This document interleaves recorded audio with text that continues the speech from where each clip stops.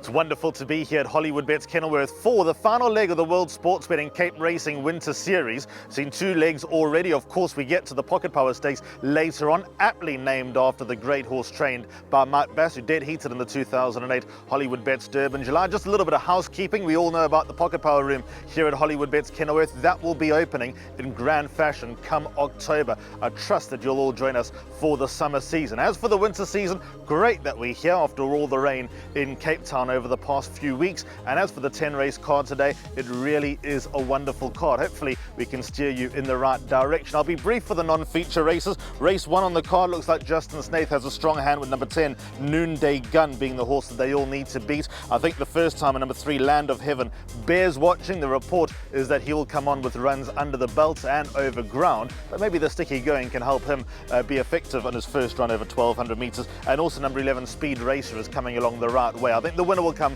from one of those two experienced horses, either 10 or 11. Race number 2 starts today's bipod here at Hollywood Bets Kenilworth, and here Justin Snaith has a particularly strong hand. I think he'll win the race with number 8 Remember My Name. Richard Ferree takes the ride, carrying the colours of Greg Bortz in partnership with Gina Goldsmith. So number 8 Remember My Name, from run 1 to run 2, big improvement, to run 3, even more improvement. He looks the horse they all need to beat. The stable companion number 12 Steadfast is also very interesting, related to a few very well performed horses out of Fast Fantine stud.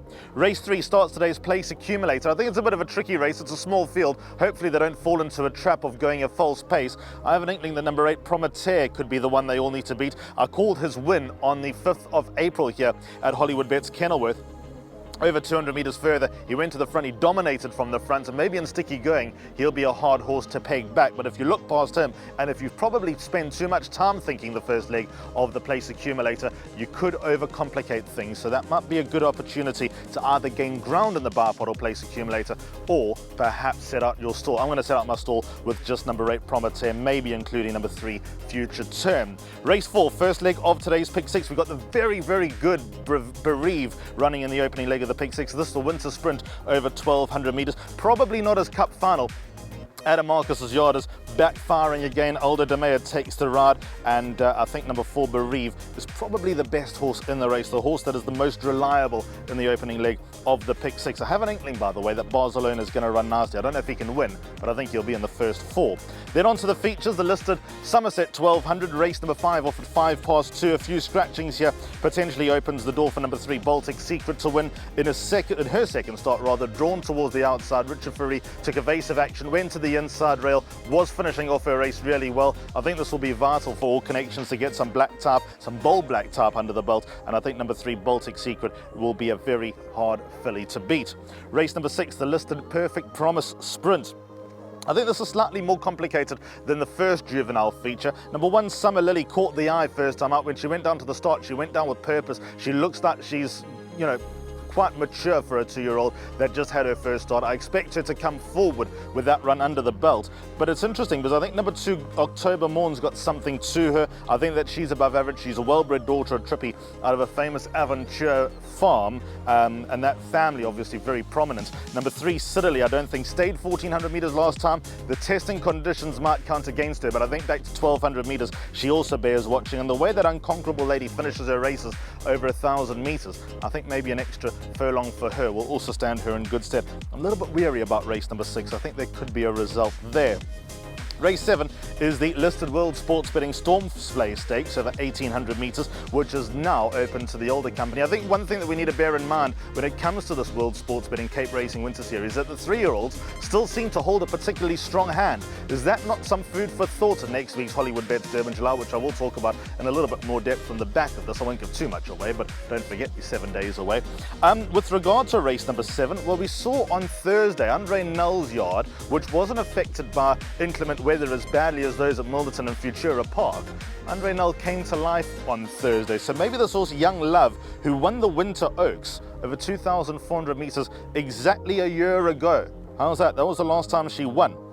maybe the stars are aligned for her to back it up. Out of a good draw, showing signs that a form return's not too far away. Maybe the handicapper got stuck into her. Corne Alpha takes her out for under an L. I think she's the each-way play in race number 7. You look past her. In fact, if you look in depth in this race, you can make a case for many of them. So looking forward to that. I think that could be one of the races of the afternoon.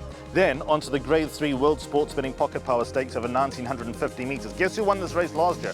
Winchester Mansion, who I believe is a huge chance in next week's Hollywood Bets Derby in July. Many famous horses have won this. Obviously Pocket Power, the first to claim the big winter Triple Crown here in Cape Town. Marinaresco, before running second in the Hollywood Bets Derby in July, won this race, famously prepping 10 or so days in advance. And then also the likes of African Night Sky, who was another winter Triple Crown winner here in the Western Cape. Who's going to win it? Good question, that. Number 10, it's Reigning William, good winner here of the Legal Eagle Stakes, the second leg of the World Sports Betting Cape Racing Winter Series. Got to be a big chance, got the deepest draw to overcome. I think there will be a fair amount of pace, maybe not record breaking, but maybe it'll fall into place for number 10, it's Reigning William, who runs like he'll appreciate the step up in distance. Number 1, Master Redoute, on the strict weight turnaround, has got to get close as well out of gate 1 from an inform yard. And 3, Silver Host, by far the best stayer in the race. If we get a downpour, I don't think we will before race number 1 or before race number 8 more specifically, then that could play into number 3, Silver Host's hands. I believe he's overpriced. Watch out for him to get into the first 4. Race 9 is very, very tricky indeed. I've gone with a horse a little bit off the radar in the 9th and penultimate race, number 4, Seeking Peace. Mike Stewart, I hate to cliche him and pigeonhole him as a soft going trainer, but we saw winners from him on Thursday, so there could be value to come from number 4, Seeking Peace, but that is also a wide open race. And the last race, I think that this has sort of upset written all over it. I think number 10, Spring Awakening, is overpriced. Good place chance. 13, Mount Pleasant. Interested to see how he goes in the wet, because he famously started his career with a bang. Then turning 3, he ran this bottomless going in the Dingons, and that was the end of Mount Pleasant for a very, very long time. Maybe with his rating reduced further, he could get a blow in. And then even horses like number 5, Champion Warrior, who's overdue a form return. Maybe he's just a Hollywood Bets Durbanville horse. We'll learn a lot more about him today, but he can't be too far away from being competitive. So I think the value of the day comes up with Young Love at the Storms Flay Stakes. That'll be race number 7.